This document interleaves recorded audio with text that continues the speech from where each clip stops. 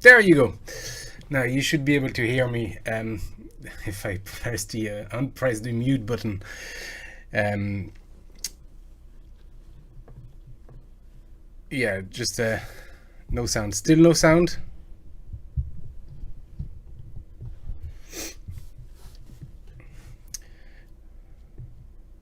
No sound. Um,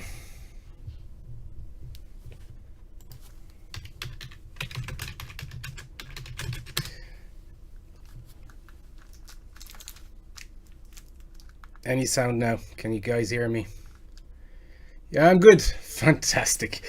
Okay, let me just iron out a few things here because this widget here should actually link to my YouTube chat thing and I need to authenticate. Oh.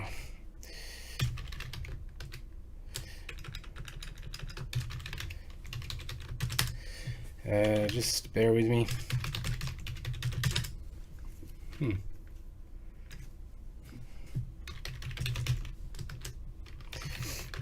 So the goal of this is, oh damn it, I'm not a robot. It's a robot asking me if I'm a robot.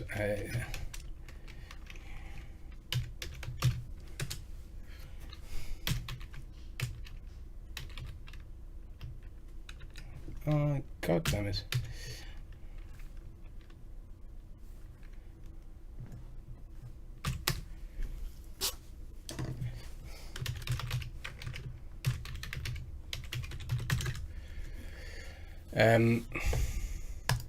Just bear with me, folks. I'm really sorry.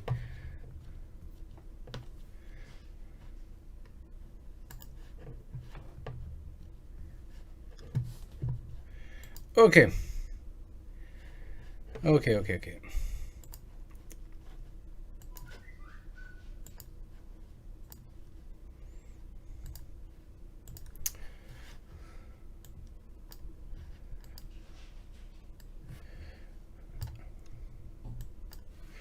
Okay, am I still out of sync here? Is my voice and my mouth still out of sync? Somebody let me know. I think we should be okay. You should be able to see the chat here in the window. And I think everything is fine for now. Somebody let me know if I'm still out of sync and if you can hear me properly in sync for you. Okay, fantastic. Finally, I'm sorry about this, folks. I spent all this time setting up and I still wasn't ready at the end of the timer. I don't want to let it run again. I let it run for about 10 minutes the last time and people were already leaving. So I see new people and old people in the channel here. I'm actually going to, the purpose of these is just to answer questions and say hi to some folks that I don't get to chat much and etc. And so I'm actually going to go through this chat window here, and just answer your question one by one, essentially. So there might be some delay with that chat window because it's not quite up to date by the time you see it. But I will go through your questions and answer anything. So I think there was a lot of yes, we can hear you. No, we can't hear you at the beginning. I see Bard is in the chat. Thank you. Thanks for joining. A lot of no sound. Oh, Jan Beta, are you still in, dude? Did you leave already? Thanks for stopping by. If you don't know Jan Beta, you should first. And if you still don't know him, he does repair stuff like I do on my other channel. But he's got a great channel. He does a lot of Commodore stuff, computers, and that kind of stuff. He did a Mega Drive mod recently that looked very tidy, by the way. Really cool. So. Jan Beta is here. That's deadly. I'm good. Blah blah blah. Ryudo. Is it Ryudo or Ryudo? I'm going to say Ryudo. Oh my God, it's the banjo guy. Sound is on. Well, thank you very much. Bard snagged. Click the bicycles. You know what they look like. I have no idea what you're talking about, dude. But I'm sure there was a reference to something else before that. You're a Pakomov. Is that how it's pronounced? I'm really sorry. Hello from Russia. That is so cool. People from Russia. I love these chats because there's always people from everywhere in the world. Like we last time with people from Russia as well. There was Israel. There was just yeah, a lot of people from South America, and it's really cool. A lot of people from Brazil. It seems I've a lot of followers from Brazil, and I know for a fact that every single one of them will ask me to say hi to Brazil. So hi Brazil, I've said it now, and I don't need to say it later. Jan Bida, yeah. So I take it you could hear me. Without transition, Raid was asking, when will there be a new collaboration? I don't know, and collaborations are odd. They're really odd. I enjoys the ones I did. The couple I tried to get working and it didn't quite work. A couple we finished, well, we semi-finished and we disagreed on something, so I opted not to release the cover because it just wasn't good enough for me, and yeah, that's what it's about at the end of the day. Right now I don't know how I feel about collaborations, especially considering what I do is kind of just very different and unique, and my approach is a bit, sometimes people don't quite like it, so it's an awkward one, and I find that I don't know. I like the idea of collaborations. The ones I've done have worked. I think worked well, but I always feel I lose something. The only, well, it's not lose something, but it sort of changes the channel. I don't know. I have no plans for collaboration right now. I get a lot of requests from people who want to collaborate. They say we should collaborate, and that's all they have. And I'm like, well, maybe have a plan or tell me what you want to collaborate on, but what you're telling me when you say we should collaborate is you want to be in one of my videos. That's really what I'm hearing. So maybe, you know, ask me to play something on your channel and we'll get you on my channel afterwards. But yeah, that's kind of the way I see it. I don't know, I'm funny in collaborations at the moment. They're a lot of work as well, dude. Anyway, Bard is talking to Jan Bita. MSX is better than Commodore 64. That's a low blow, man. So Bard Snagglebug in the comment section here is one of the guys on Discord. He's the one of the welcome crew guys on Discord. So he's a good friend as well. So yeah, he's messing, by the way.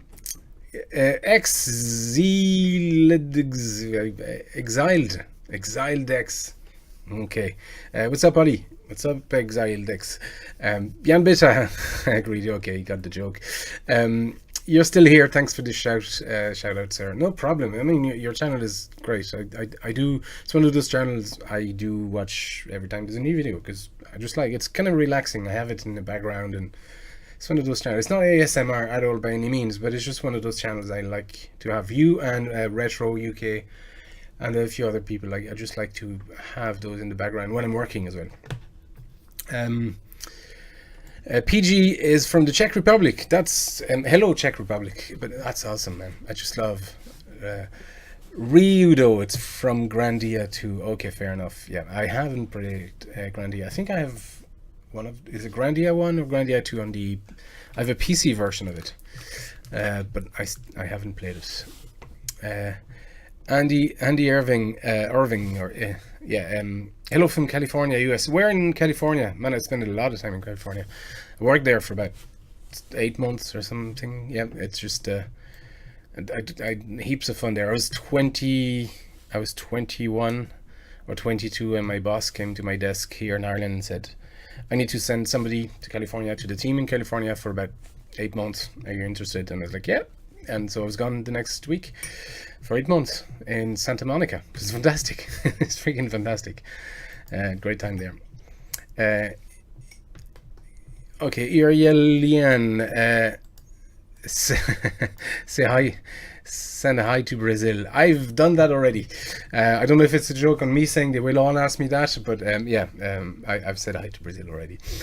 Greetings from Italy, Ryan Hunter. Wow, Italy as well. Are you Italian or living in Italy? Ryan Hunter. Vitor Walker. That's a proper Brazilian name, isn't it? Vitor. I'm from Brazil. I hear your song all day on Spotify. That's awesome. Thank you very much. Raido's from France. Yeah, we got people from everywhere here. I haven't started timing this, by the way. I should probably have, but So we'll let it go for how long it wants to go. Um, Yura Pakumov, how often do you play games? What have you completed recently? I finally got to play Axiom Verge on the Switch. I got a Switch um, over on my holidays. That was not the Switch falling. That was a beer, which I probably shouldn't open right now.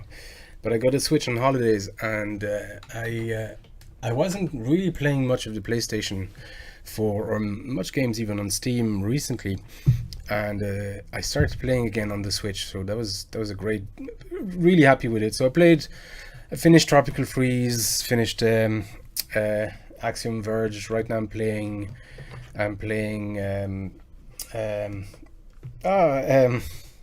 Hollow Knight. And after that I want to replay, because I had done it, well I had finished it, but I want to play properly again, Owlboy, and I have a few other games that I bought. So I'm playing a lot more, not often. For example, this week I haven't played at all because time. I mean, work and all my projects and all my channels and all that kind of stuff. Some weeks I just can't play. That's life. As you get older, you find your playtime is more and more limited. Ryudo, I will talk to Ace or Peter. What's that about? Are you talking about Soundhole and Ace Waters?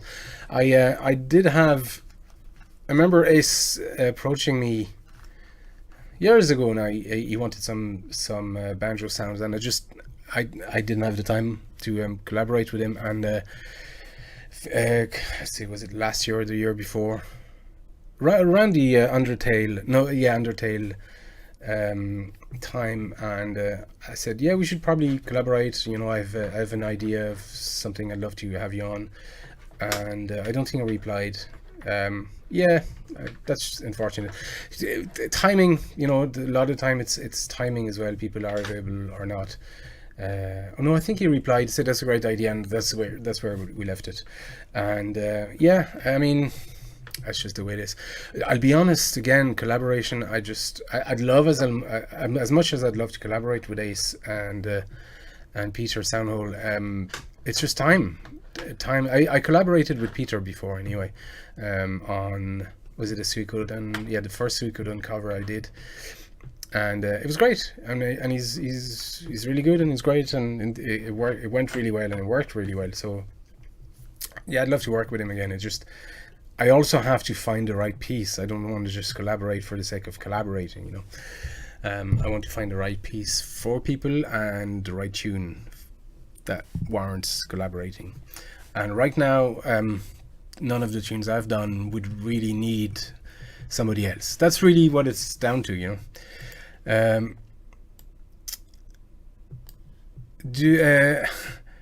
Anna turned 12. Do you like Neko Girls? I have no idea what a Neko Girl is. I mean, don't meme, or I'm out of all that kind of stuff, so I don't understand what you mean.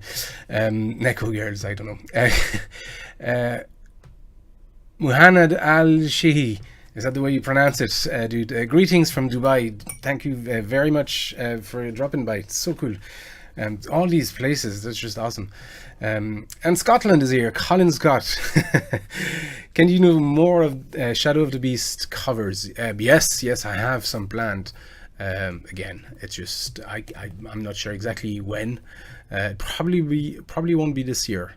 I've plans already. I'm pretty much booked out all for the rest of the year with stuff I want to do, so there's no shortage of tunes I want to do. But yeah, I have more Amiga and more stuff from Shadow of the Beast 1, 2 and 3 essentially. Andy Irving is near Sacramento. Cool. Hi from France. Sailehu. Hi France. Thomas Erickson, bonjour. Thomas Erickson, hello, nice to see you again. Oh, yeah, you were here the last time, weren't you, buddy? Name one band I should check out on Spotify. Oh, God. We're talking video game covers, or we were talking what? The Irish music, rock, or anything like that? I mean, I have many interests. One band you should check on Spotify. If I could recommend one Irish band, I don't know if they're on Spotify, but you'll find them on YouTube easily. But one Irish band is Fluke, Flook. Fluke. It's based around this whistle player, quite a virtuoso on the whistle player. There's one of the percussion I use, the baron, which is this guy right here, just at the tip of my finger. It played in the band by a guy called John Joe Kelly, who was instrumental in changing the way this instrument sounds now and is approached as a percussive instrument. And then there's an accordion guitar player, and the girl who plays the accordion also plays a second flute. It doesn't sound that hot on paper. It's incredibly cool and sexy music. And Fluke, check them out. I don't know if they're on Spotify though. Aldrum, if someday you need a drum recording for a cover, it would be a pleasure to contribute. Yeah, thank you very much. Thanks for offering, dude. I appreciate that. RGB Craft. No, Ollie, people from here don't like that. No people from here. I don't know what you mean, dude. Sorry about that. Maybe you can explain. Let me extend this chat. Can I just pop this out? Yeah, there you go.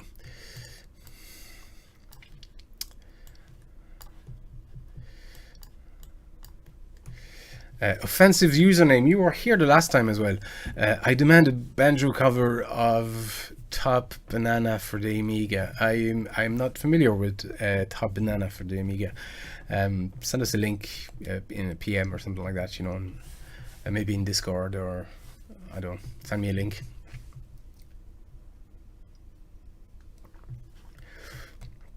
So if you're new to these formats, you can see this is essentially just me answering your question. This is why I call it live Q&A, because the more you ask, the more I'll talk, and the longer this lasts. So, but it's more questions. I'll get to them here.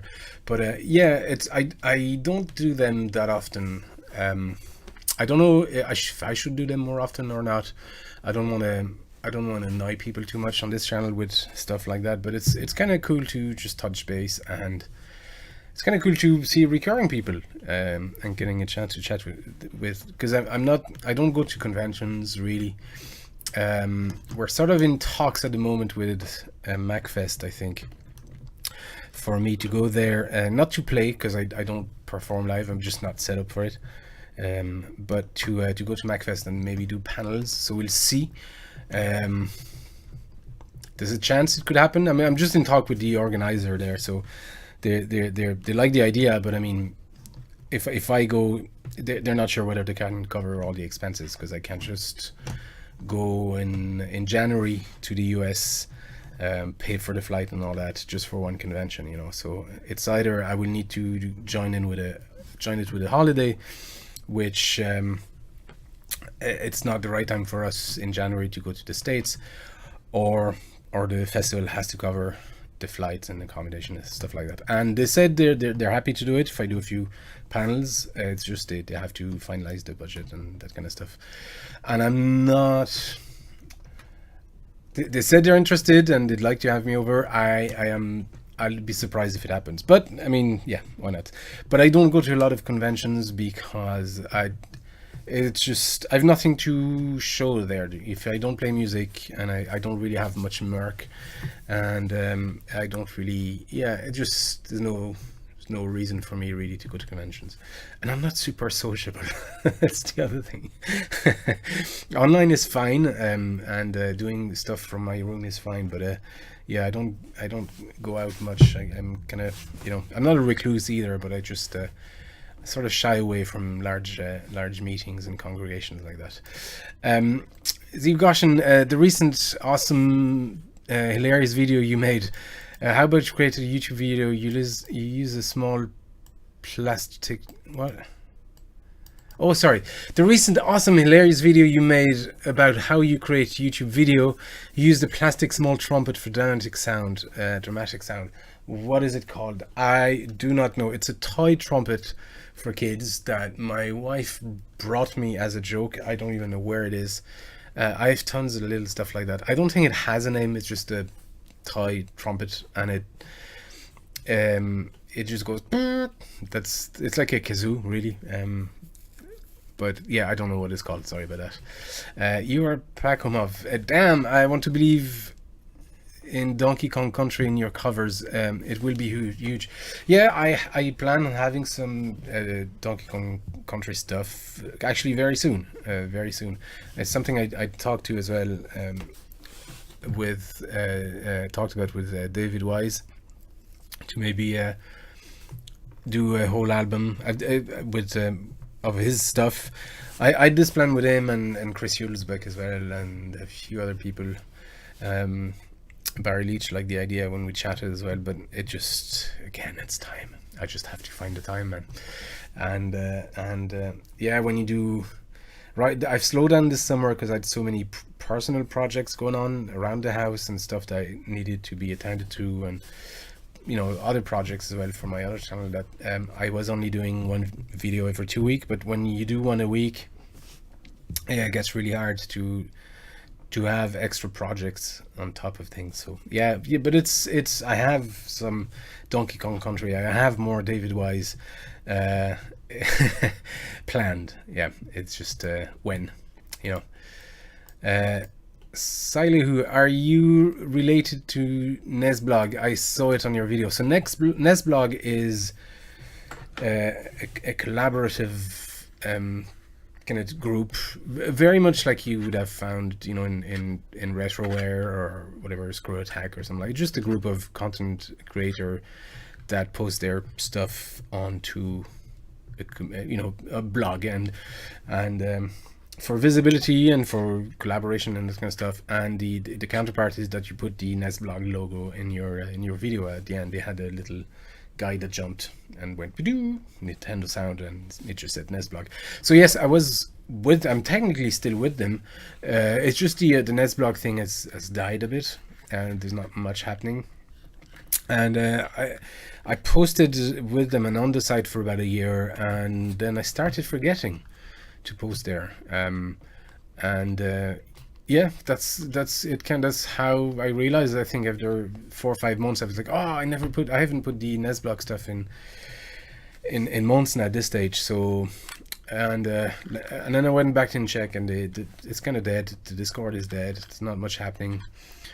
It's sort of there's nobody in charge, I think, is the problem. And yeah, so I think Nesblog is gonna die a slow death. It's going to linger for a while, like most of these sites. I mean, Retroware kind of slowly went, and it's just, I don't think there's much future in sites like that, that aggregate content. It's just because now people know where they can find the content. I mean, those sites were great before there was YouTube and YouTube was fully democratized, but now that most people know that they can find the stuff they're looking for on YouTube, there's no need for an aggregating site like Retroware, like Screw Attack, like whatever, Channel Awesome, all these things. There's no need for any of that anymore. So I probably won't. There's no need to go back to Nesblog, really. So it's not that I left. It's just I sort of forgot to post my stuff there, and yeah, that's just the way it is. Eddie 5TV original, that's a mouthful, man. Hello. Redo, we missed Banjo on Undertale, Broken Heart. I did some Undertale. I did about 4 or 5 Undertale, and I did some Deltarune as well. Colin Scott, yes. Shapey Fiend, hi dude, hi again. The 2 video game cover bands I first discovered were the Mini Boss and the Advantage. Okay, yeah, the Mini Bosses I know. The Advantage, I don't know them. I'll check it out. PG, I'd love to hear some covers from the 8-bit era. like some Herbert Gilmore Whittaker stuff. Oh, you mean the 8-bit computer era? Because the 8-bit stuff, well, there's the Nintendo and there's the Sega Master System and all these. I do MSX stuff as well, and yeah, I do a ton of 8-bit stuff. But the I assume you mean computer, probably specifically Commodore tunes. Which, incidentally, I do have a list of Commodore 64 tunes I want to do. So I'll probably do a Commodore 64 month at some point. I'd like to do it before the end of the year. So we'll see. I'm not going to say which tunes. But yeah, I have a plan of doing some Commodore 64 stuff. And I think I have a way of arranging those arpeggiated chords that are so... common to the Nintendo 64 Commodore 64. So I think I have a way to create them on the mandolin with a pedal, special pedal. So we'll see. But it's planned, definitely planned. Dreadbolt, Monster Boy Village is really good. Thank you very much, Monster Boy hat on. Yeah, well, thank you very much. I love this tune. I'm very, very fond of this tune for many reasons, but also just to have and had that tune in the game, and 8 other tunes. But that was the first cover I released after the launch of the Monster Boy game. So yeah, I'm thank you very much. I'm really fond of this cover I did. It's probably one of this years I poured the most of my personal love and heart into to get those covers. So if you haven't listened to the Monster Boy or the Wonder Boy 3 covers on my channel, go and listen to them, because these are personal to me. That and all the Tarican stuff. RGB Craft, I was talking about that joke about Cheers from Brazil all the time. Okay, I see. Yeah. Well, you know what I mean. Like the Brazilians, you folks have... You're so proud of your country. So yeah, I see it a lot in surfing. I was watching some surfing actually just before. I was surfing today as well. I'm kind of tired. I was surfing for about 3 hours, so my arms are exhausted. But I see when I watch a surfing competition all the what is it, the Brazilian wave or the Brazilian storm or something like that, yeah, and they're doing really well in surfing, so they all come en masse and just cheer, and they love their country. It's great to see, because a lot of countries are very cynical. Like French people, I'm from France, and originally we're sort of very cynical with France itself, and being from France, and I see a lot of that in other countries in Europe. But Irish people are very proud of Ireland. American people are very proud of being American. The national anthem and the way it's sang, and you see flags everywhere. You don't actually, even in Ireland, you don't see Irish flags everywhere. But so yeah, Brazilians are even on a different level. Like it's so cool to see. It's just so... It's great. It's great to be proud of where you're from and your culture and that kind of stuff. And I see it a lot in surfing. In MMA, you see it a lot as well. And certainly when I do one of these, I probably won't get any tonight, because I've said I get a lot. But in the past, it was every second or third post was like, say hi to Brazil, say hi to Brazil. Colin Scott, you got any plans for physical releases? I have plans. The problem with physical releases is licensing. So I could go about it 2 ways. Just launch it, and maybe do a Kickstarter just to get... I have all the stuff recorded. I just need to rock up a proper CD format, the sleeves and the art and that kind of stuff. Yeah, just need to press it and that kind of... So it's not cost. I could probably do a small Kickstarter type of fundraising, or even just pay it off myself, or take pre-orders or whatever. But it's not a money thing. It's not really a time thing. It's a licensing issue. So I could release it, and if because licensing for the stuff you hear on YouTube and Spotify and all these kind of stuff, I pay for licensing through Sounddrop for all these platforms. When you talk about licensing for physical release, well, it depends on the region you're releasing it. So a licensing contract could be for the whole world, or it could be just for a country. So that's problematic, to find all the tunes that would work everywhere. It costs a lot more, and very often, I mean, I have asked Konami if they would license me for physical release, all the Castlevania stuff, because I wanted to release a Castlevania album, and I never got a reply. I asked many times. I went to different channels to ask and never got an acknowledgement or reply. And if I chose to release anyway and then deal with the licensing when they inevitably come knocking at the door, it's not clever. They'd probably just ask me to cease and desist. So I know people have released physical stuff.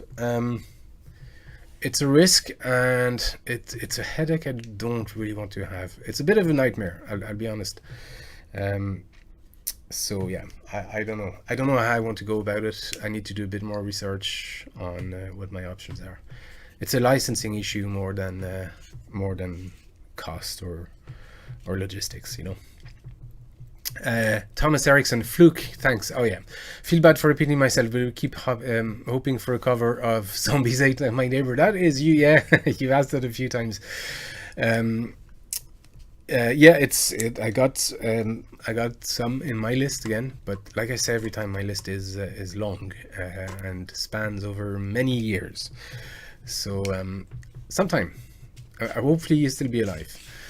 Brian Beck, I just gotta say that my 2-year-old son loves watching you play guitar. Your 2-year-old son, that's wow, that's good. I grew up with NES games. Any plan there? Konami games have some cool tracks, but your Mega Man game covers are the best. Thank you very much. You grew up with NES games. Any plan there? I'm not sure what you mean. I do a lot of NES stuff.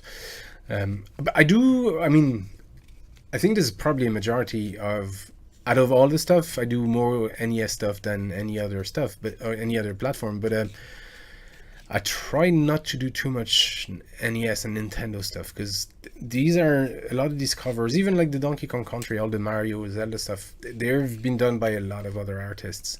And so I also try to have stuff from platforms that aren't as well known. And it's a risk again, because it means I don't get as much views probably as I would get if I did just Nintendo or just RPG stuff or just Zelda and all these franchises that most people like and love and know. But yeah, at the end of the day, I just do the stuff I'm familiar with as well, and the stuff that I've known. And yeah, it's a choice. But yeah, I do a lot of NES stuff. Definitely will be more.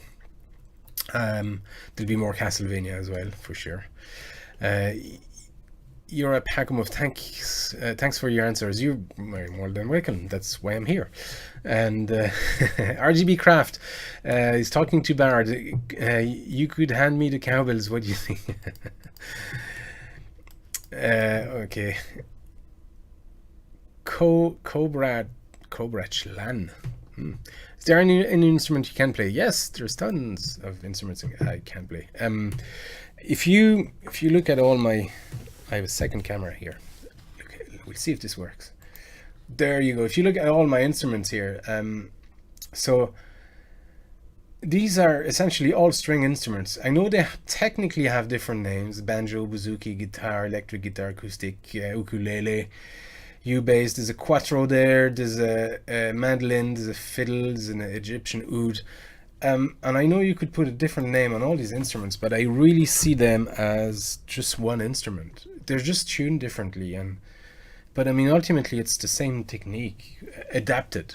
So, coming from the traditional music background, there was so much debate and bickering and infighting over, is it a mandolin or bouzouki or mandola or a bouzouki or a citern, or it's just, to me, they're all the same instrument. The banjo and the guitar are essentially the same. It just, there's a difference in technique, but you will learn one very quickly when you know one. If you learn another one very quickly when you know one. So it's not it's not an issue of knowing a lot of instruments. Now the accordion, yeah, that's very different. And I wouldn't say I play the accordion. I can get a few melodies on the accordion, and I can tinker with it, and I know I can include it in arrangements. Same with a lot of other stuff, like the flutes.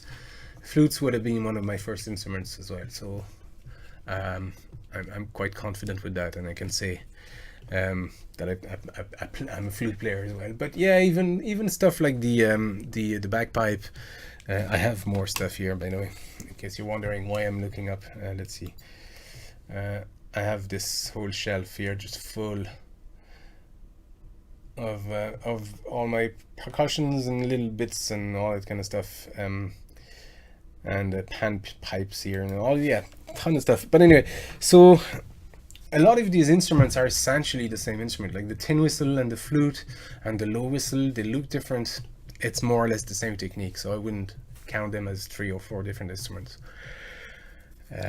Yeah, so when people say I played a lot of instruments, well, I don't think so. It's just they're kind of all the same, or maybe I've lost track. That's possible too. I forgot where I was. Yura Pakomov, last question. Do you play gigs? What is your usual job? I used to play. Okay, that's a very interesting one. I used to play gigs. Yeah, I used to play live music years and years ago, and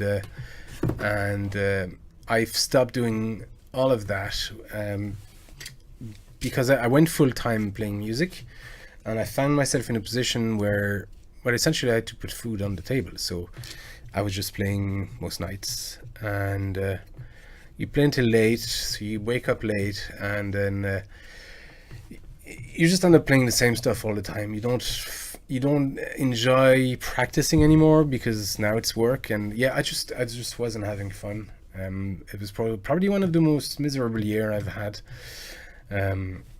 So I sorry. So I stopped doing gigs when I moved to the west of Ireland. That was in Dublin. When I moved to the west of Ireland and I got my job, which is I'm a developer for a software company. And when I got my job, I decided I would play for free all the time. So I went to sessions and I was offered gigs, and I did a few, but I said no, I don't want to get paid. So I just offered the money. Because if I started getting paid, it would send me back into that cycle again, and I just wasn't happy with that. So I decided I would not play live anymore, because I've played live for about 30 years of my life. So I've done all that. I see a lot of VGM artists, cover artists, and they're in their 20s, much younger, and their goal is to play live and be live performing musician. And that's great. It's great. It's great attitude. I've done the opposite. I've played live all my life, and now I'm doing this gig on YouTube where I can do it from my room, in my setup, at my own pace, and I like that very much. So playing live, it's not something I would like to do. So I get asked I get approached by a few conventions every now and then, asking me if I consider coming and playing.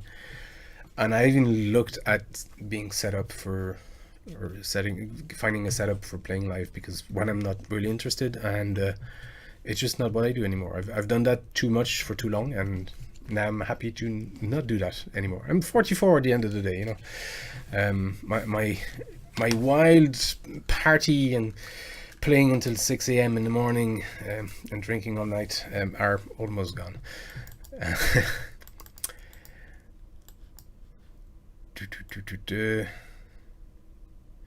I've lost last question. Coca Puppet. Hi Banjo Guy, I love your vids. Thank you very much. Coca Puppet. I like the name. PG, more like Atari tunes, but C64 is also fine.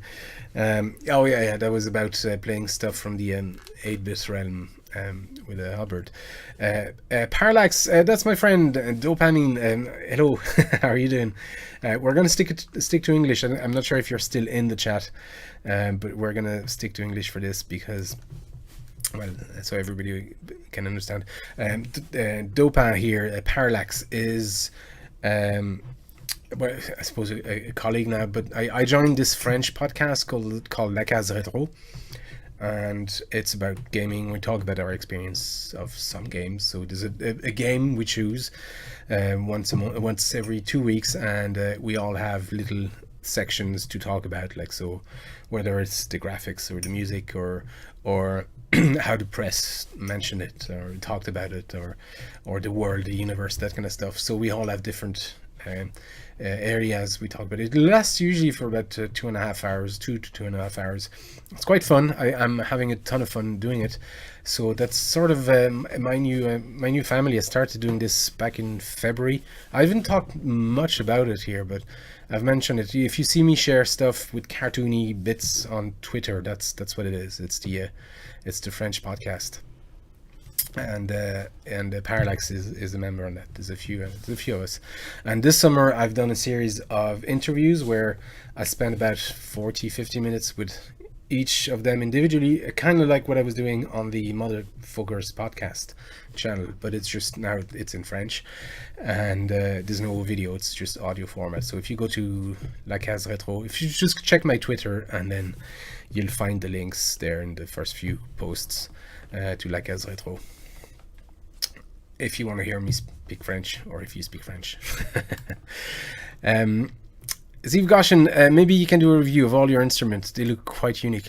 Yeah, that's been requested quite a bit. I had started doing that years and years ago, and I stopped. I don't know why. I wasn't happy with the format. The only one that's still there is the bouzouki stuff, which is this guy here, just behind my hand. It's the Irish bouzouki, and I talk about that. It's on the channel somewhere. And interestingly, it's done quite well. I think there's 50,000 views on that guy, and I think a lot of it is coming from not people from the channel, but people who look up the Irish bouzouki. So it's probably a good way to bring people in onto the channel. I don't know if they'll stay, but we'll see. Yes, that's a good idea. I have thought of that. I had done that a while back, but I thought of picking it up again. I'm not sure how people feel about stuff that's not cover or strictly music. Like the last video I posted about it was a joke, but I was trolling with that video, and I've done that video ages ago. I actually posted it already, I think a year or more ago, and it went mostly unseen. Very few people saw it, and there was an intro to it as well, which was probably too long. I think that's why people just switched off. So I just kept the funny part. I posted that. Was it yesterday or the day before? So I don't know how people will react to that and to other stuff that's not just strictly music. I've done some quick tutorials on how to arrange guitar, and there was another one with I was making a track with nonsense. It's on the channel still, but it wasn't overwhelmingly positive. I mean, it was kind of positive, but it was mostly not watched, really, if I'm honest. So I don't know how I feel. Like, maybe let me know, actually, if you want, let me know, guys, if you want to see more of these videos. I'll be happy to make them, because I'm having fun making them as well, but I don't want to distract from the fact that this is mostly a music and cover content on the channel. So maybe one, every month or every 2 months wouldn't hurt, I suppose. Andy Irving, what's the story with your custom 5-string banjo? I play traditional 5-string, with the bluegrass banjo. How is it tuned? So a lot of people get confused by my banjo. What we play here in Ireland is the tenor banjo, which is normally a 4-string banjo. I think it's used as well, or it used to be used in big kind of big brass type bands as a replacement for the guitar, because it was just louder. And so the tenor banjo is only 4 strings, and it's tuned in G, D, A, E, and so like a mandolin or like a fiddle. And what I have, my 5-string banjo, it's a 5-string tenor banjo, and I got it custom made by a local maker here. And I asked him, I said, would it be possible to include a 5th string in the low register? So, and because I wanted it to be in fifths as well. So I said, you know, can you add me a fifth string that's in C? So the banjo is in C, G, D, A, E. So I get the same progression scale, and I get that low register, so I'm able to play some bass or some complement to the bass with the banjo, which sort of adds that punch that you hear in my bass every now and then, because very often I double the bass with my U bass, and I double the bass line with the low register on my custom banjo. So that's how I get that kind of sort of chunky. It almost sounds sometimes like it's there's an overdrive effect on it or something like that. It's just the fact that I play in unison with the banjo. Excuse me.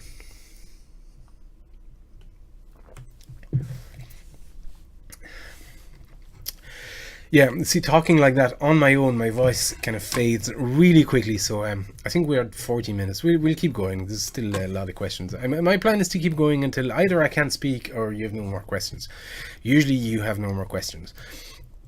Coca Puppet, me have questions.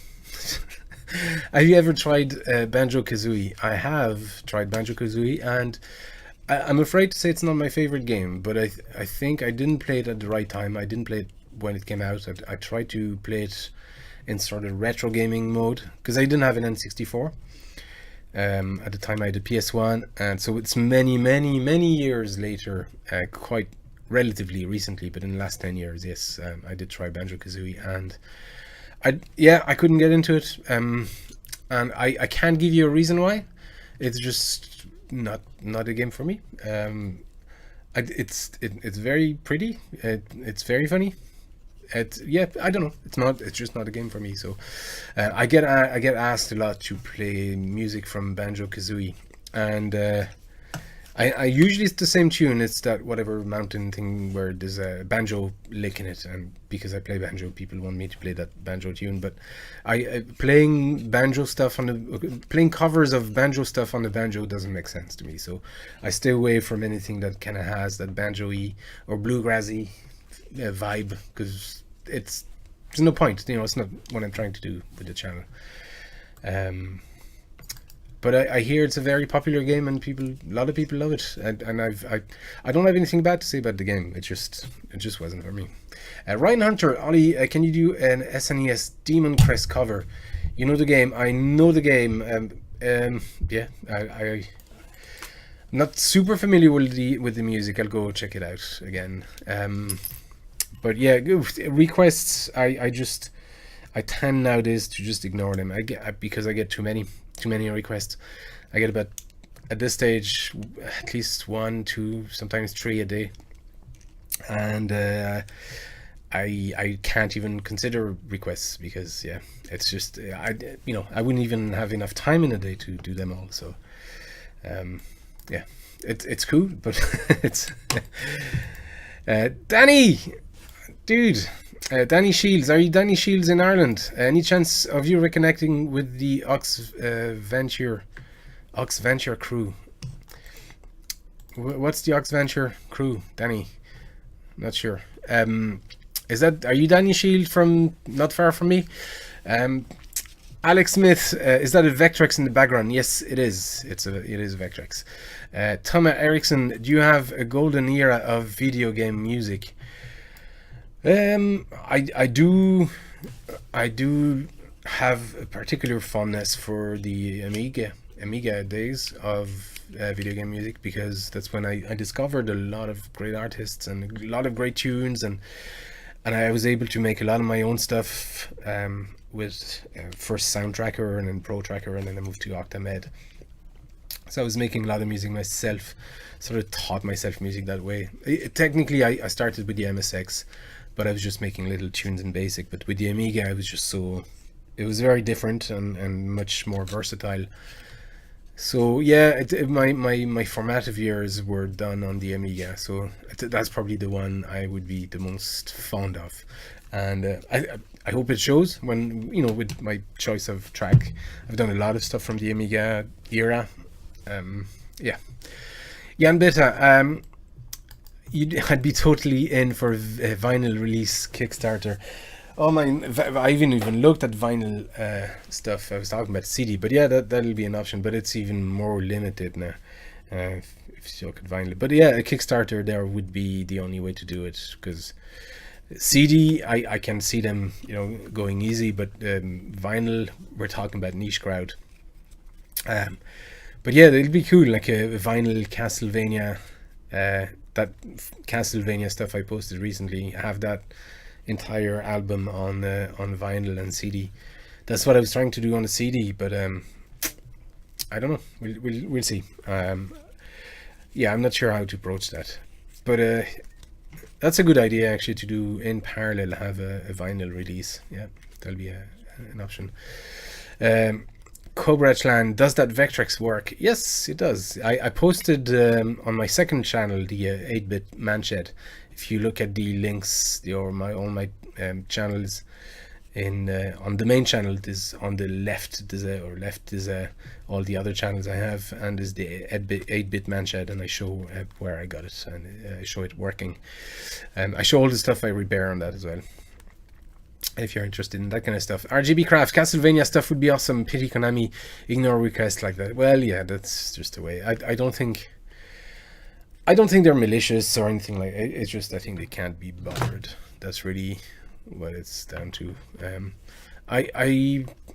I'll probably get away, because we're talking small volume. Like, I'm not going to be in shops or anything like that, so I'll probably would get away with just releasing it anyway, and then see what happens. But there's a risk. There's a risk. Yeah. So we'll see. That's why I got the chills when they did share a piece I've done from Castlevania, the fear of getting dumped. Yeah. They were good with me, actually. They shared a couple of my covers when I started the channel. They picked up a couple of my covers on their Castlevania Facebook page. That was cool. Didn't have to do that, and they were very encouraging. So, but I haven't been able to get a word from them since that. Anyway, 101 blog. I'm sure they haven't even thought about it until you spoke to them. Yeah, that's probably what it is. Kaito Link, are you Irish? Just wonder, because I hear an accent too. No, no, I'm not Irish. I was born and raised in France until I was 21 when I moved to Ireland, and I'm 44 now. So yeah, I'm in Ireland longer than I've been in France, and I've probably spoken English longer than I've spoken French. Not probably, definitely. Parallax, Cobrashlan, you're at BGO's Snes, so if it doesn't, it will work soon. Oh, you're talking about the Vectrex. Yeah, no, the Vectrex works. It does need a cap kit, so I need to recap the Vectrex, because some of the lines aren't connecting properly. So that's a sign of probably bad caps.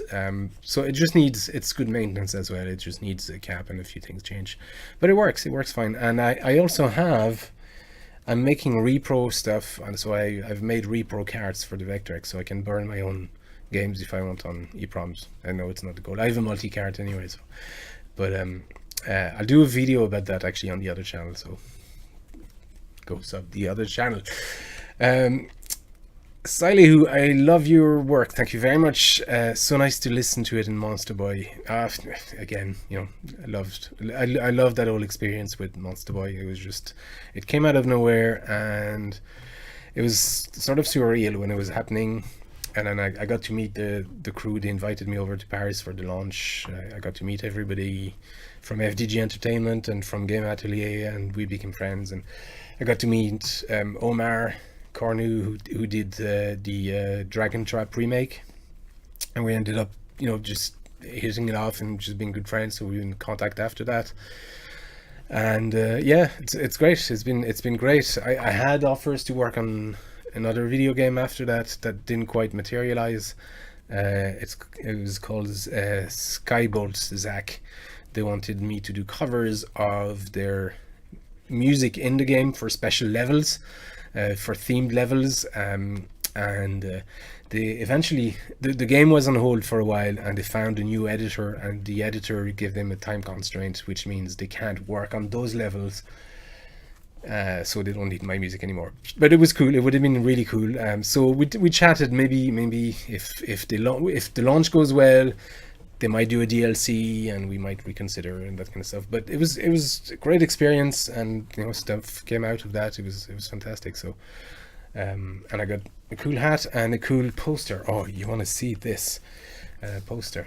I'm glad I got this other little camera, but they sent me this cool poster of Monster Boy. How cool is this? Yeah. Anyway, so yeah, glad you enjoyed the Monster Boy tunes. It was really good. Did you enjoy the game? I really enjoyed the game as well. It's such a fun game. I have it on the PS4. I played it on the PS4, and then they gave me a Switch version, which I want to replay, because I really want to replay this game again. I just love the Wonder Boy series anyway. My son played the game 10 times. 10 times! It was so fun to watch him when I showed him that Ollie in the game was now he wants to learn English. That's deadly, man. Thomas Erickson, I guess a lot of people wish for Pilot Wing 64 because it is quite amazing music. The Pilot Wing music was it's kind of iconic. Yeah, actually, that wouldn't be a bad one to do.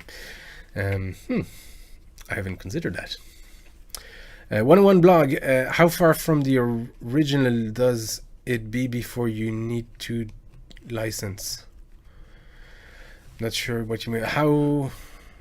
Well, if you're gonna do the way licensing works is if you're gonna use somebody else's work in any fashion, you need an agreement. You need an explicit agreement. So if I want to do a cover of any music, I need a license. I need them to tell me that it's okay. What usually happens on YouTube is I do a cover, and then as soon as I release it on stuff like Spotify or all these platforms, I buy a license through Sounddrop for release on the other all these platforms, including YouTube. So that covers me that way. But you need a license if you're going to use anybody's work. You need a license. So that's why when video gets flagged on YouTube, they ask you sometimes if you've got a claim and you want to contest the claim, they ask you to provide proof of your license, your agreement. So yeah, any work that you use, if you use any work that's been done by somebody else and you don't have a prior agreement, you need a license. Even if it's derivative, even if you've changed it, like a cover, you need a license. Excuse me.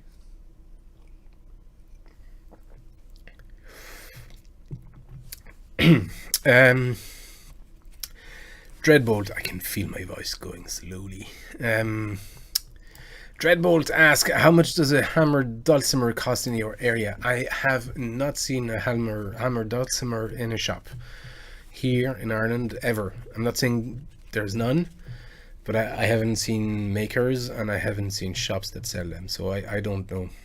I know a couple of people that have them, but I think they bought them abroad. In France, you'd have those. So I don't know. Hammer Dulcimers are pretty expensive, regardless of where you are. I mean, when I was in California, I saw a lot of players there. It's quite a cool instrument. I'd love to have one, actually. I would love to have one, but maybe down the line. Every now and then I use all the Patreon money to buy myself a new instrument, or the oud that I have, and I have a darbuka drum that was actually sent by one of the people on Patreon.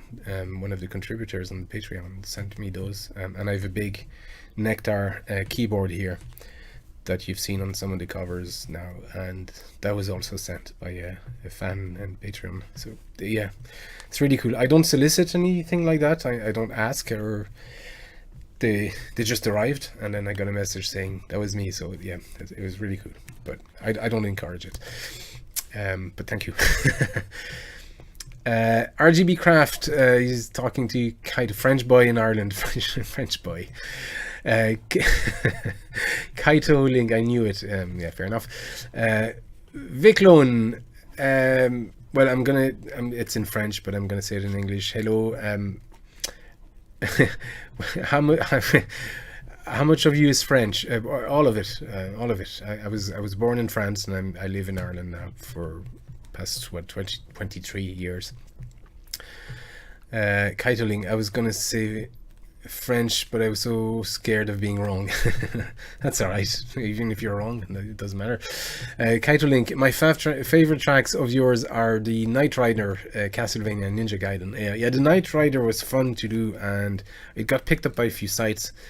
So it sort of went almost, well, viral, I was going to say, but it reached 200,000 views just super quickly, and yeah, it was great. It was great. I'm glad I did those, and it works surprisingly well, I think. And that and the what's the helicopter one? God, I'm too tired. Sorry, but yeah, all those series kind of worked well. I'm glad I did them. I'll do more again.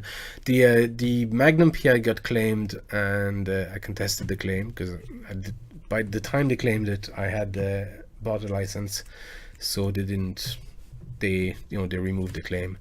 And interestingly, the Long Castlevania video got claimed as well by CD Baby, because there's a dude there that has done covers, and when your stuff is on CD Baby, YouTube will browse CD Baby, and if it matches content, it will claim it on their behalf.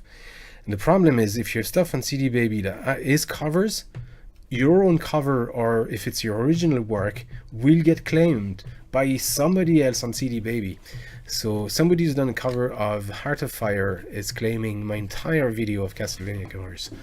And I've contested the claim, and they haven't rejected they haven't replied. So I think they only have 2-3 days to provide proof that they actually own the rights. So it will get unclaimed. I know it's usually the way, but it's a pain. It's a pain in the hole. It's just because, and it's so wrong that I have to wait a whole month to get it declaimed or unclaimed, and in this case it's somebody who doesn't own the right to the tune. It's kind of crazy.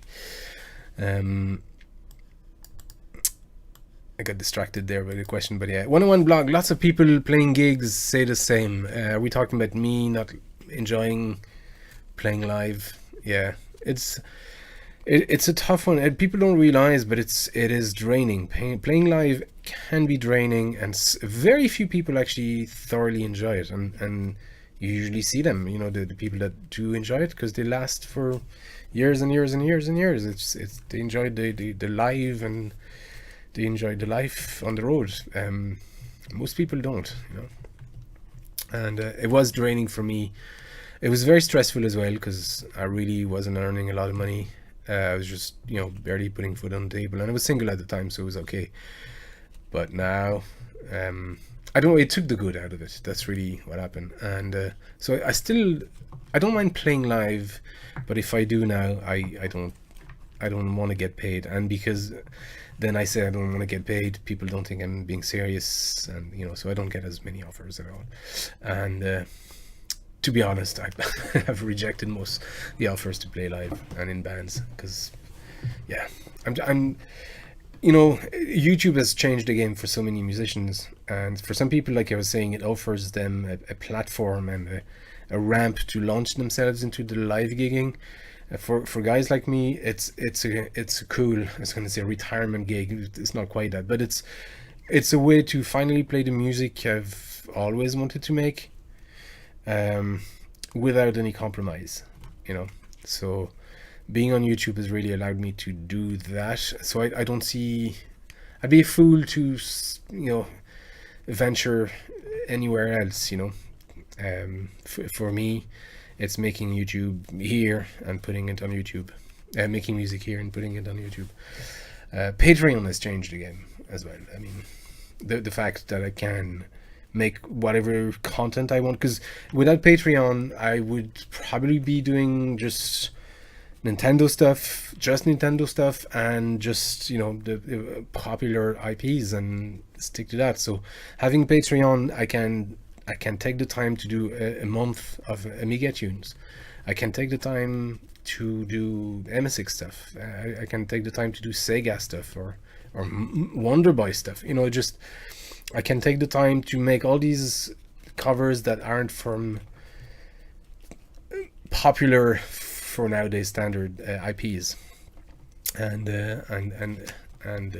talk to a niche group of fans. It's so important to me. So I don't have to worry about views. I don't have to worry really about videos being claimed. You know, with Patreon, you get your support up front. It's yeah. Anyway, I don't want to harp on about Patreon, but it's changed the game, and it's changed the way I can do music, and now I can finally do music I really want to do.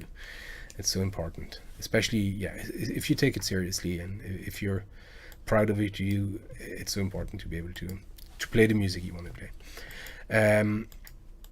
Kaito Link, I'm 34. I hope to reach 44. There's no reason why not.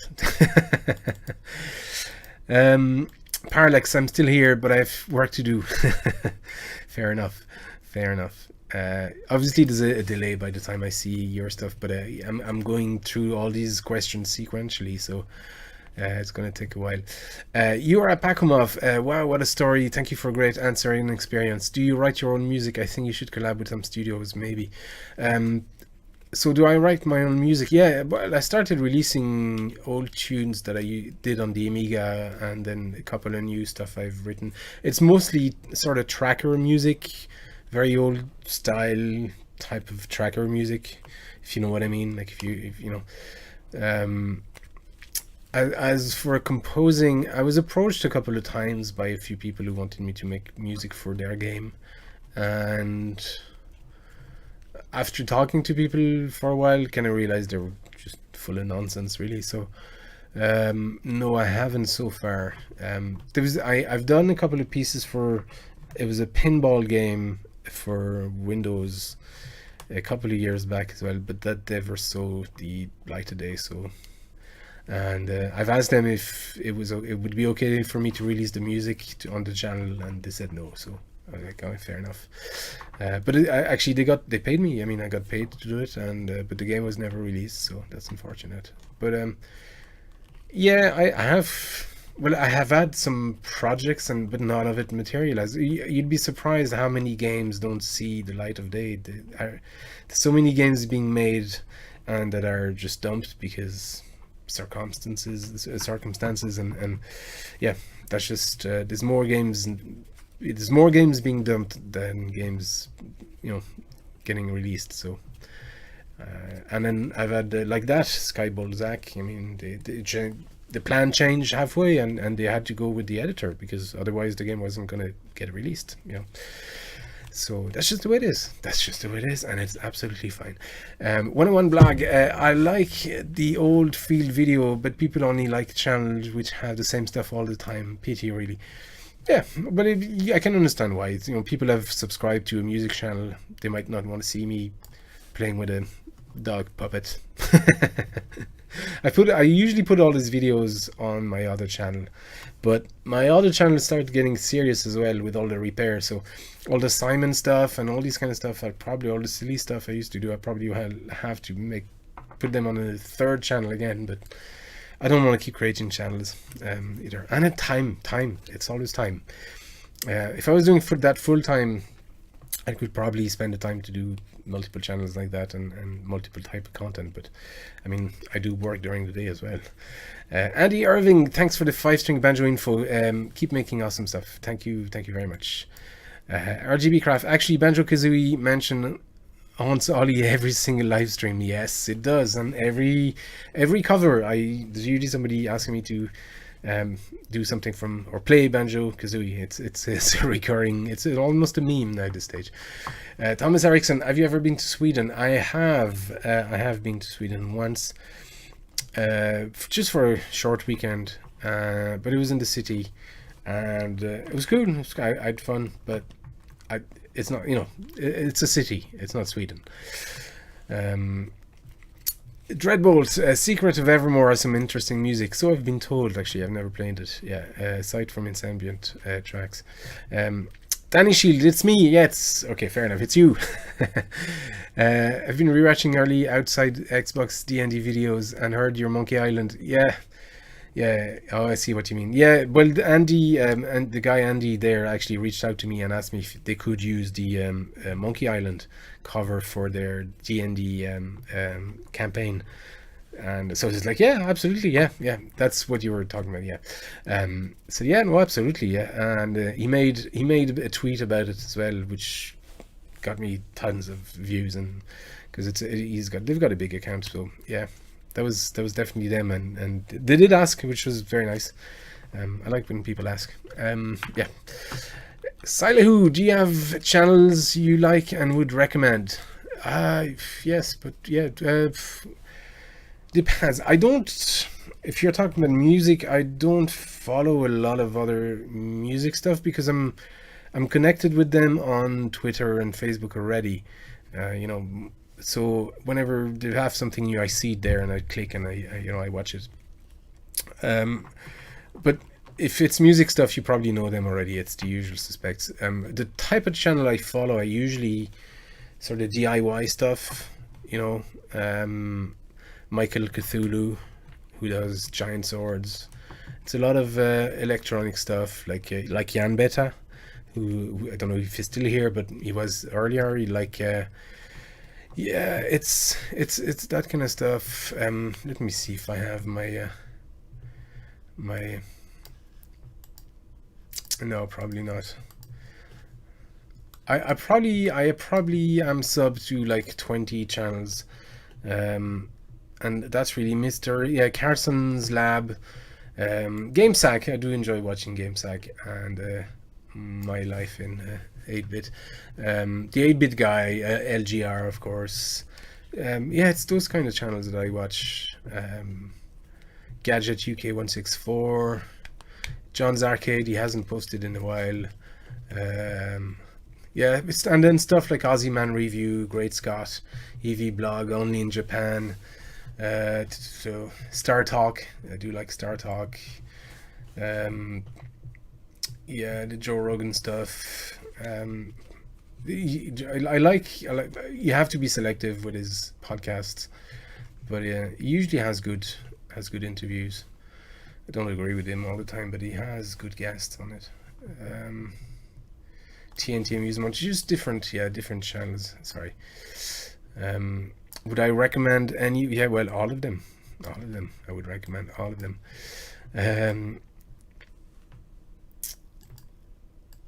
Designer Underpants. That's a cool nickname. Designer Underpants. The pinball restoration is inspiring audio. Thank you very much. Can't wait to see when it's finished. Oh, Ben. Ben Flynn. Is that you? Yeah, it's a lot of work. Today I was working on the playfield. So for people who don't know what I'm talking about here, again, if you go to my other channel, the 8-bit Manshed, there is I have a video where I show I'm given a pinball, whitewater pinball. Somebody gave it to me, and it's in very, very bad condition. So I'm going through the restoration process and literally just going through every single screw and bolt and little piece, and then just de-rusting them, cleaning them, putting them back together. I had to make new pieces of wood, new artwork and that kind of stuff. So it takes a while. It's certainly a steep learning curve because I've never done anything like that on a pinball anyway. But it's cool and I enjoy it, and I enjoy the type of work. You know, it's slow. You have to be methodical. It's tedious. I just put a podcast in the background, and it's been my day. This morning I went surfing for about 3 hours. So time to get hours gone for 4 hours, but yeah, it's 3 hours surfing. I came back and I spent the rest of the day in the shed just de-rusting bolts and, you know, cleaning the playfield, and it's going along nicely actually. That playfield is cleaning up nice. It's a lot of work, the playfield. But yeah, if you go to my other channel, guys, you'll see all the restoration process. I've finished the head box. I finished the body. I have to edit the video for that, and next it'll be the playfield. Ziv Goshen, what about covers for old PC Sierra Quest and Echo Quest. Yeah, I have some King's Quest actually planned. That's all I'll say. 101 blog, some of the arcade boards are so cool. Have you or someone else ever done any retro code for them? You mean like designed code, like a new game for these arcades? Yeah, some people have done hacks of these games, and I've done just different, like saving kits and little hacks on Pac-Man, things like that. As for designing a new game, I don't know, because all these boards are specific hardware, so it's a lot of time and learning for something that's not, there's no returns from it, really. Danny Shield, thank you very much. That's one of those super chat. Thank you very much for the donation, man. I have a pint on me, dude. I certainly will. I'm having a whiskey. Thank you very much. Super generous, man. Danny is a friend of mine. We were neighbors for years in a place called Bell Harbour. He lived next door, and we sort of lost touch. It's just because we weren't neighbors anymore, and we met up again. Yeah, he had an SNES. Was it an SNES? And you had some N64 stuff as well that you gave me. That was really cool. So thank you very much again for that. You'll have to come and visit. You know where I live now. You'll have to come over and say hi and play a few games, by the way. And oh my god, super chats are coming fast and furious. Click Daily UK. Hello, we are Click Daily UK live, speaking about you live. Click Daily. What is that? Thank you, but I'm not sure what that is. Okay, cool. Is that a bot or a spam or something like that? I don't know. Anyway, well, thank you very much. Anyway, Morgan just game, dude. How are you doing? Morgan has a sort of a let's play game as well it plays a lot of Amiga stuff, and nice guy. Hello everybody, how are you, Ollie? Great to see you again. How are you doing? I'm doing well, thank you very much. Really enjoy your videos, absolutely incredible, mate. Thank you. Do you still do Twitch live streams? Twitch, no, I don't really have much of a following on Twitch, so yeah, it's an awkward platform. I don't really care for it, if I'm fully honest. So I'd rather do live stuff on YouTube. It's probably more convenient. Click Daily UK. We are live talking about you at Click Daily UK. Oh, fair enough. Okay, well, I'll check it out. Thank you very much. I'll check it out later. I don't know what it is. And Click Daily. What is Click Daily? But thank you for the donation. Quentin Robert, good evening. Just a quick hi. Love your cover and instruments. Thank you very much. Juan Muela Soto, hey, greetings from Mexico. Love your music. Great work. Goes on like this. I don't miss any video of you. Thank you very much. 101 blog. Yes, Airwolf. I was still trying to remember what the name was. Thank you very much. That I can get on with my life now. That was Airwolf. Yeah. Yeah, cool stuff. I want to do stuff from other series as well. Kind of like Airwolf. There was the one with the bike. Oh God, I'm so brain dead tonight. Nadast Engineering. Hi Ollie. Any more Amiga covers coming up? Yes, there will be more. People have to understand how awesome the music was on that computer. It certainly was. I was saying early on, that was my golden era of gaming. What is that? Yeah, that was my golden era of gaming, and I'm so fond of the Amiga days and the Amiga music. It was just fantastic. I find it hard to be objective and listen to it objectively. Like, is it genuinely awesome by today's standards, or is my memory of it 10 times bigger than it actually was? Probably a bit of both. Dreadbolt, video claiming sucks. Well, that's just the way it is. It's licensing, you know. It's It's unfortunate, but at the same time, I'm using somebody else's work. That's just the way it is. Keep on rocking, Ollie. Thank you. I shall. If you have the spare time, check out Secret of Evermore on the SNES. Thanks for the Q&A. You're very welcome, and see you soon. I will check it out. It's been recommended a few times, and I haven't really checked out the music, so I'll do that. Thomas Erickson, I just realized you're on Spotify. My life just turned amazing. Fair enough. Yeah, I am on Spotify and most platforms, really, iTunes and all these things. Sounddrop is handy because you just pay a flat fee for your licensing stuff, and they publish to Deezer, Google, Pandora, I think, Spotify, YouTube Music, and then just a few other platforms.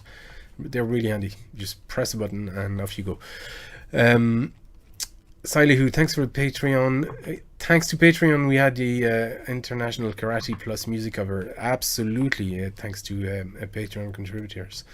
Yeah, because I wouldn't be able to afford to do these if it wasn't for people's contribution on Patreon. It's again, I mean, I do go on about it, and I'm sorry, but it's such a life changer for a lot of artists. It means you don't need to worry about videos being claimed, about even your channel going away, because you can find another platform, or now you create another channel. You have your Patreon core. They're the life and blood of your channel, essentially. Ziv Goshen, by the way, I think one of the greatest gifts to the world is the Game Boy Super Mario Castle Beer Buto cover. I hope you're talking about my cover, but thank you very much. That's an old one. That's an old one.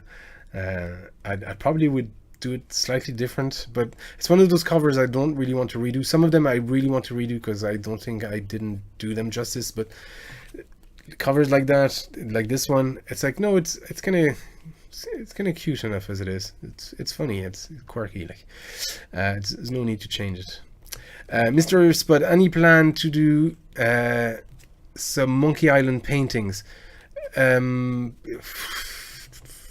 plans to do paintings in general? I think the last painting I've done was last year, and I haven't had time. I haven't had time to paint. It's that simple. Because my other channel is taking more and more time. Repairing those arcade boards and all this old tech takes a lot of time. So painting has suffered. I'd love to do more paintings. It's just I haven't had time. I have a plan to do more. But I don't know when I'll be able to. I have a pile of stuff. I still have some old paintings that I've done. I have this Dune piece that I done, and I have a half finished. I have a God's painting. What else have I got? Let's see, I have stuff that I've started from Monkey Island, but I just haven't had time to finish them. I think I have a third one here. There you go. That was it. It's again half finished. And these are over a year old, and I haven't had time to go near them. Unfortunate. Again, if I was doing this full time, maybe I'd have time, but there will be a point where I'm just probably tired or I need a break from all these electronic stuff. So, doing those paintings are probably where I'll find some distraction and relief. Thomas Erickson, thank you very much for the donation, man. Thank you so much. This is very new to me, all this. Some people have donated stuff in the past. It's kind of new to me, this super chat stuff. I remember seeing it and not quite understanding what it was, but it seems to be donation, so thank you very much. I don't know what to say, to be honest. But anyway, Mr. Spud, so any plans to do some Monkey Island paintings? Yes, I don't know when though. Could easily fit another space on my wall. Would fair enough. Try to pursue your mates at Game Atelier to do Monster Boy 2.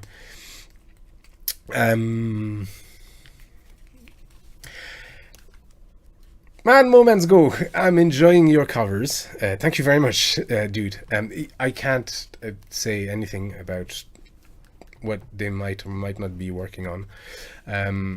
Mostly because I don't actually know what they're working on. I know they're working on something else, but what it is, I don't know. And I'm not, as of now, involved in it. 101 blog. Ollie has a mad half year. I don't understand your question. Sorry. 101 blog. Ollie has a mad half hour channel. Oh, I don't know what you mean. Marlon Magno, hi from Brazil. Hello. I love your job. Very good. Thank you very much. Kurt Fox, how are you, dude? How are you, dude? Love your new song. You're the man. Thank you so much.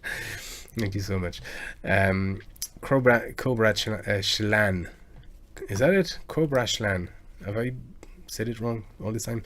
I just sub to your other channel. I remember to check the bell. Thanks for the awesome stream. You're very welcome, and thanks for the sub. 101 blog. Insomnia had a pinball section. It was the first time. Rather good selection. What was Insomnia? I'm not familiar with that. Kurt Fox, your arcade room is the coolest. Thank you. It's getting there. I've no more room though. That new pinball, I don't know where it's gonna go because I have no room for it. So I'm gonna have to find somewhere else to put it. Couple of words from the Click Daily UK. We are live talking about. Okay. Yeah, I'll check that out. But thank you, Click Daily UK, for the for the donation. 101 blog.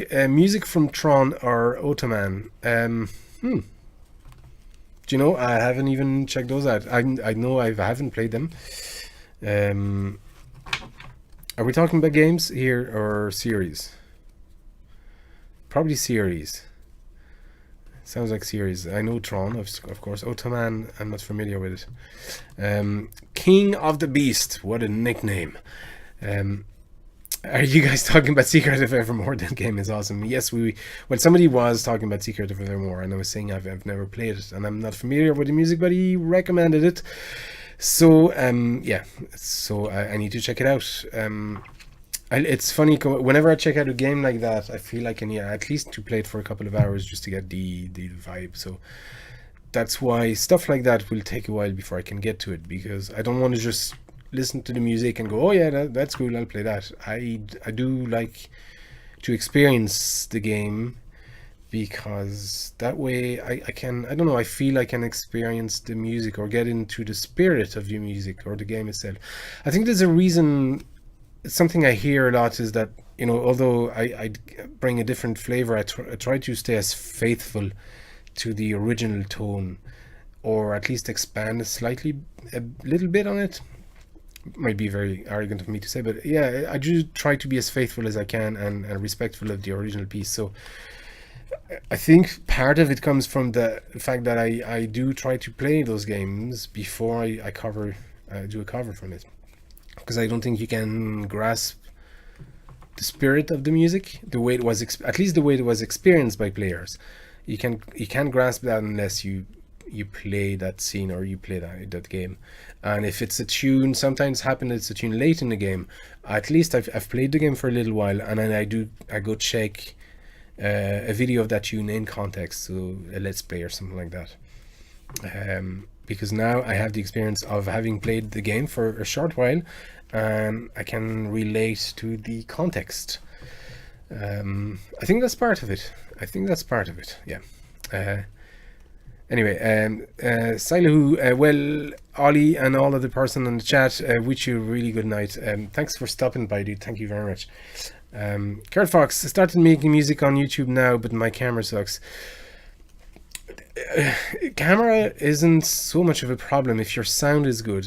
People will forgive bad camera if you have a good sound. So make sure your sound is okay, and camera, you can work around that. I mean, like on my other channel, this is my main camera. This is my phone I use for my main camera, and for the first 10 covers on this channel, this was my recording device and my main camera. So you know, it's quite possible. So it's not so much the camera, it's just make sure your lighting is on point. Here my lighting sucks, so you can see this image is grainy, and I didn't spend any time on the lighting, but make sure your lighting is right. If you can't afford good lights, which I still don't have good lights, but what you can do is buy one of those industrial floodlights, you know, the stuff they have to illuminate a building site or an attic or something like that. Get one of those square ones, small ones, and point it at the ceiling. Put it behind the camera, point it at the ceiling. If your ceiling is white, it'll diffuse the entire light throughout the room, and that way you'll have nice consistent soft light, and quite strong as well. So, and these cost probably a tenner, you know, €10 or $10, something like that, in a hardware shop. So if you have a phone, and if you can spend $10 on an industrial floodlight, you should be fine. But it's more the lighting more than the camera. You'll find that if your lighting is right, nowadays most cameras will do the job just fine. Danny Shield, how are you feeling about the Denis Villeneuve Dune adaptation? I'm curious. I've loved everything Dune that's been done. I must say, the film, and then the series. I thoroughly enjoyed the series. I love the new books that the son is writing. I've read them all at this stage. I'm a sucker for, it's like, you know, Star Wars. Some people see Star Wars and they'll forgive anything Star Wars because it's Star Wars. I'm the same with Dune. It's just, if I don't agree with his vision, I'll just go, well, that's his vision, and you know, that's all there is to it. Unless, you know, unless he goes off and, you know, there's dinosaurs and freaking Transformers in Dune.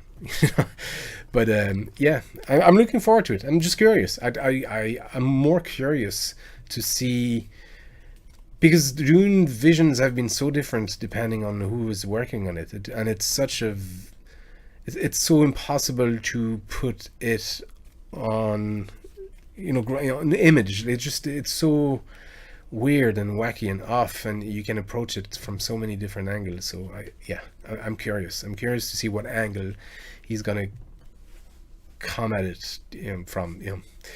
Anyway, RGB Craft, repro stuff you're on again is really interesting for noobs like me. The repro cards and that kind of stuff. It's ultimately it's not too hard. Right now I'm working on a Mega Drive repro card. So it's copying what's been done already, you know. If I just look at an existing card and measure the size of the pads and the gaps, and then just retrace everything. It's just more tedious and time consuming than anything else. And then the repro ICs, it's just a matter of looking how they did it on a bootleg board and reproducing it with smaller components. Not everything is reproducible.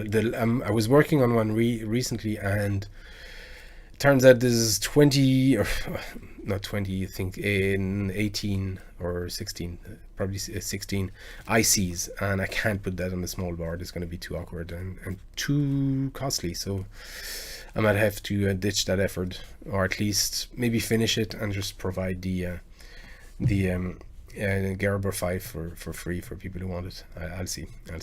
Zeev Goshen, so many games waiting your magical touch.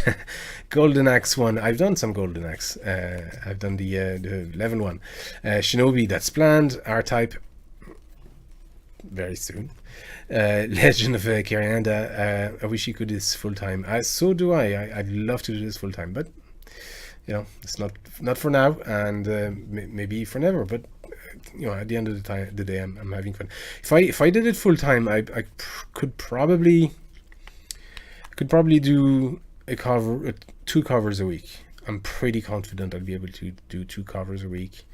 Maintain my one video a week on the other channel, and maybe do some painting, or do one a week of either, you know, one painting a week, one cover a week, and one repaired thing a week. But yeah, I'll be able to do a lot more. But I mean, not everybody is fortunate to be able to do YouTube full time. And then I've done my hobby full time once, and I wasn't quite happy with it. You know, doing it full time, playing music full time. So maybe I won't enjoy it as much if I do it full time. I don't know. It's a hard one, and I can't know that unless I do it. So, but sometimes it's more a curse than a blessing. Cobra Clan. Clan. Okay, it's a Bohemian name. The H is silent. I'm very sorry about that. Cobra Clan. I know that now.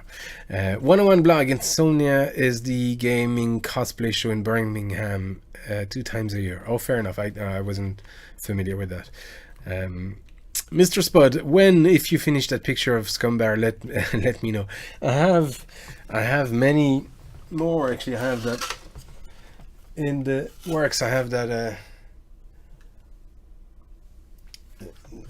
town scene done as well, at least drawn, but yeah, if I'll let you know, yeah, for sure. Vic Lowen, can you play in future live blind test music contests with prizes? No. no, it's not at all what I do. Playing, you mean playing in doing one of those live streams and playing music like Jackson Parody does with prizes? No. No. It's not at all what I do. I explained before why I don't do stuff like that. RGB Craft, Journey to Celius. The 3 cover tracks were amazing, especially because I didn't know the title back then.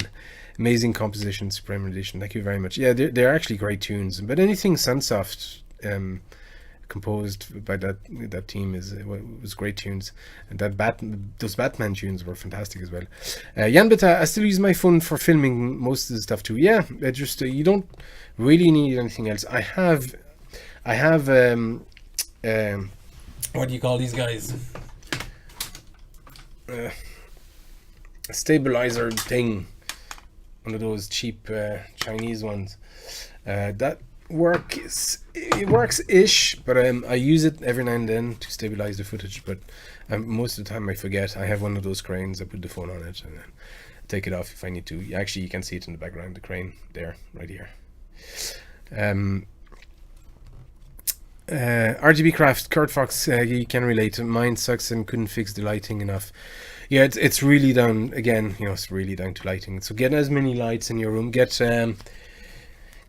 lights. So you want to get an overall light, and then you want to get kind of corner lights. Wow, Joey Wall, thank you very much, man. That's a huge donation.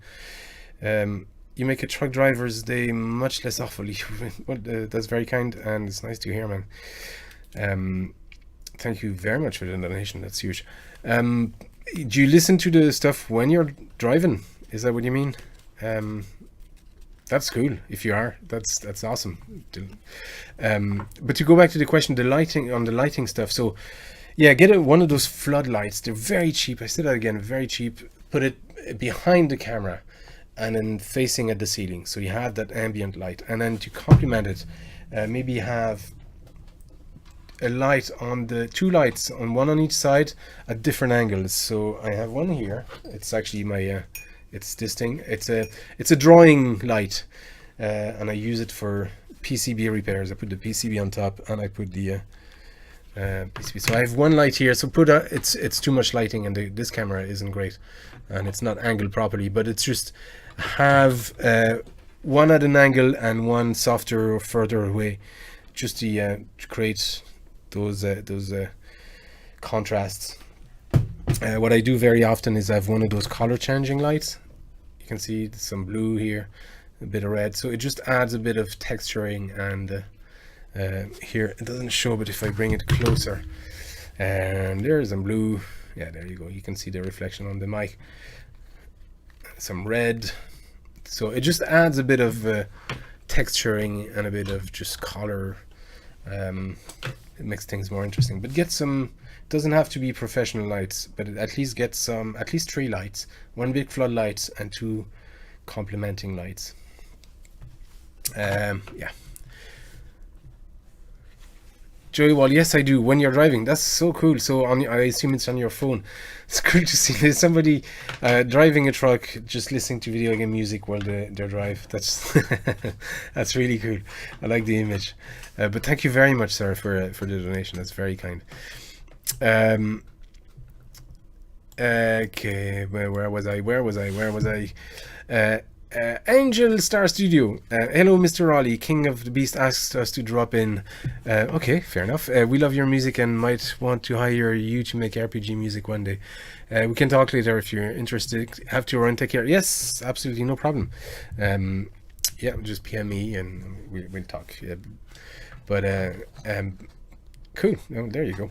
101 blog. Good audio is much more important than video. Yeah, that's what I was saying. I mean, if your sound is good, if your mic is good, you'd get away with much more. So I would recommend maybe if all you have a phone, get a little, mic that you can plug into your phone that goes onto your collar, for example, if you're doing commentaries. I don't, because nowadays actually microphones on these are pretty good as well, and you can always correct it afterwards if you don't have too much background noise.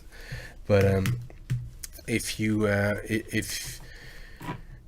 recording music, yeah, you need a good mic. You need an okay mic. So I use this, which is a JM27.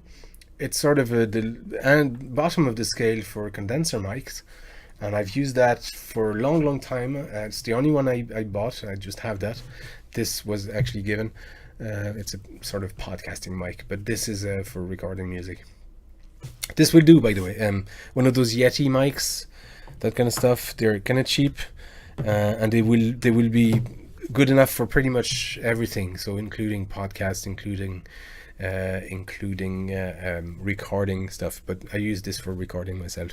I think that was 75 euros. It's probably $100. It's worth investing in a good mic and not worrying about the video, for at least at the beginning. Don't worry too much about the video. Get a good mic, good sound, good lighting, and then the camera, you can worry about it down the line. I still I recorded with my phone for years and years, and then I got a Canon 60. I got this guy. So it's a 60D.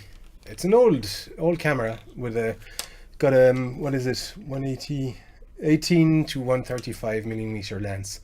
It does a range of things, and that's what I'm recording with, at least the covers, pretty much exclusively. I don't need anything else, and I've had this for years, and it works well. And I got it at the time. It was still old when I got it, so I got it secondhand for, I can't remember. It was quite cheap considering. Yeah. A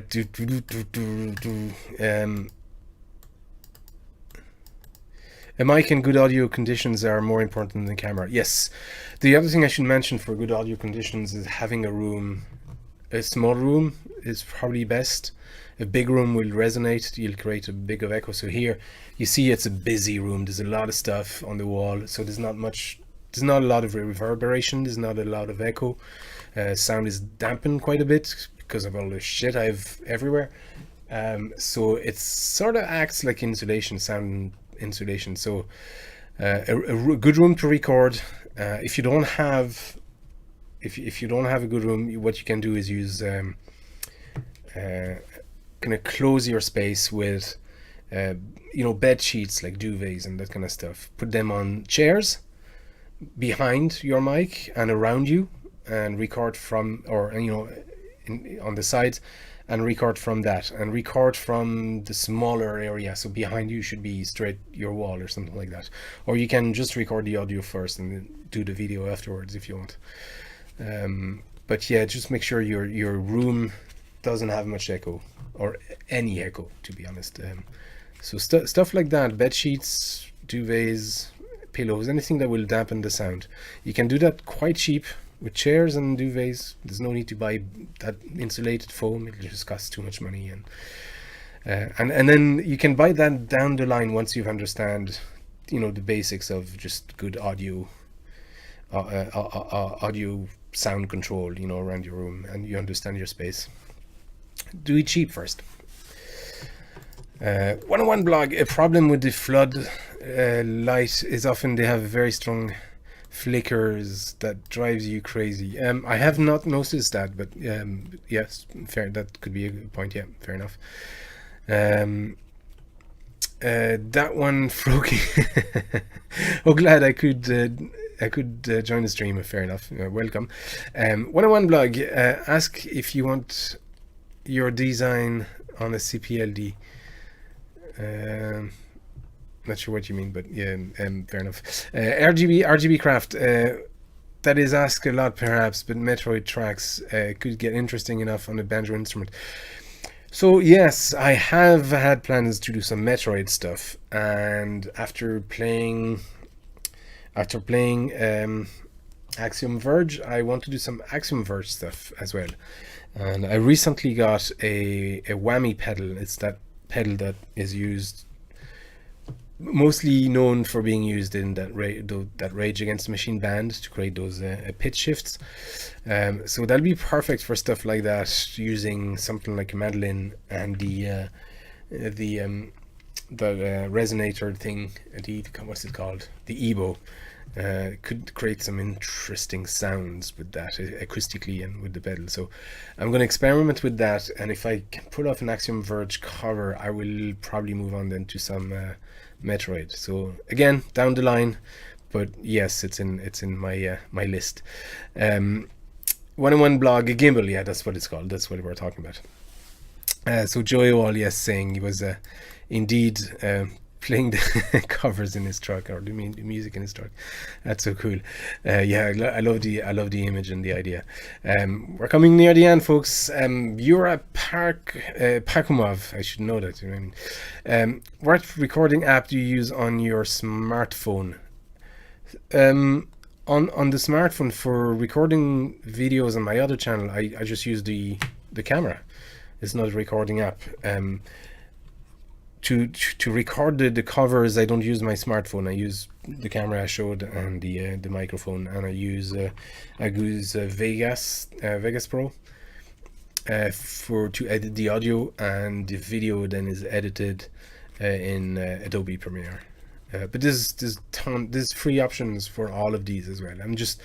These are softwares I'm familiar with, and I'm used to using them. None of them are perfect, but I'm just used to doing stuff with them. So, when you're used to something, just stick with it. So Vegas Pro, Acid Pro is not perfect and it crashes a lot, but I've used that all my life, and I know I can find my way around it, and that's all I need really for what I do. For MIDI stuff, if I do those kind of synthwavy stuff, tracks that I've done recently on the other channel, and I'm slowly putting them on the Banjo Gaioli channel, but for those I use a Reaper because it's a bit easier. There's some effects you can't quite get in Acid Pro, stuff like that, but Acid Pro is handy though for editing MIDI. It's very, very easy. I find it intuitive on Acid Pro, more so than pretty much anything else I've used or tried. But then again, it's what you're used to, It's really what you're used to. Joey Wall, your Mega Man 2 and Castlevania tracks make me feel 9-year-old again. Yeah, I love comments like that. I'm like, yes, that was the point. Yeah, perfect. Mission accomplished. I want to do. There's a couple more Mega Man 2 tracks. There's one track definitely I need to do. I want to redo the Dr. Wily theme, and then a couple more from that level. But I want to do a full Mega Man 2 video like I did with Castlevania. So I want to do one of those at some point. So yeah, there'll be more Mega Man 2, and then once I've done everything, I'll do a joint video like that. I was trying to find somebody who can speed run it. I've had loads of people, sending messages to their friends and all that, and nobody said yes. So I'll probably dump the idea and just do a compilation of all the covers like I did for Castlevania one, instead of having a speed run. That's just the way it is. I don't mind. It's actually easier because the Castlevania one, it was only 12 minutes or something like that. So editing the sound was easy enough, but it'll be tricky on a longer format of speedrun. Like I think we're closing to half an hour on Mega Man 2 for a speedrun, if I remember correctly, or 20 minutes, something like that. It's much longer. It's going to be a lot more editing, so it might just be easier to do a compilation of all the covers, like I did for Castlevania. 101 blog. Check out 3-Point Lighting. Yes, that's what I was looking for. The name 3-Point Lighting. I'm very brain dead, lad. Sorry. That's what surfing does to you. And but yeah, 3-Point Lighting. That's it. So you have one main light, ambient light, and then two complementary lights just to create a bit of texture and back and reflection. Then interesting points. 3-Point Lighting as well. Vids by Adorama. Indie Mogul Griffin, exactly. 3-Point Lighting, that's what it's called. Harry Gumby, I love your work. Would you ever want to expand to cover movie, TV tracks as well as game? I have. I have done some TV series. There was the Teenage Mutant Ninja Turtle, Airwolf, A Stranger Thing, the Halloween theme from the Halloween film Magnum P.I., what was it? Game of Thrones. There was Death Note, the anime. So I've done some TV stuff. Yes. The problem with those is they get claimed straight away, just because the stuff, all the rights are with big companies, so they get claimed. They don't want to hear about it. So I can't do too many of them because they just get claimed, and I've done all that work for nothing. Not quite nothing, because Patreon again, Patreon. But yeah, I have to be careful with those. Joey Wall, I'm glad I got to catch you live. Love your music. Take care, sir. Thank you very much, dude, for stopping by. Thanks for the donation, and keep on trucking. Fair play to you. Thank you. RGB Craft, must work out Thundercats here for you then. Yes, so RGB Craft is animator as well, and we're working on a project of a Thundercats video together. So it's a lot of work for him. It's a lot more work for him than it will be for me. But yeah, it's a project that he's been working on for a while, and I was like, well, how about you finish it, and we join forces and I do a cover for it. So yeah, we'll see, but it's probably not just for now because he has a lot of work. 101 blog, shipping blankets or loads of towels layered absorb the sound really well. Yes, exactly. Yeah, or bubble wrap, cardboard, things like that. They're free, they're cheap, and they will work well as sound insulation, cheap sound insulation. Just get chairs and just hang them off chairs. Harry Gumby, and now you said that I remember listening to them. There you go. Sorry, my voice is slowly going, and yeah. Smoke Monster, it's cool to hear you do what you do. Love your channel. Thank you very much. Thanks a lot. Kara Fox, your Halloween cover with the bass bow was a great choice for tone. Did I use the bow on the bass for Halloween, or was the Stranger Thing? I probably did it for the Halloween one. But these were cool to do. I'm really fond of the band Stranger Thing cover. That was a funny one to pull off. I didn't think it would work because of the source material is so obviously synthwave oriented. So getting that sound, I'm glad I did Knight Rider and Airwolf before, just to iron out how to get that sound out of all these instruments. And how to get it in post-processing as well, and then and doing the Stranger Thing cover after that. Yeah, that was cool. I'm glad it worked out.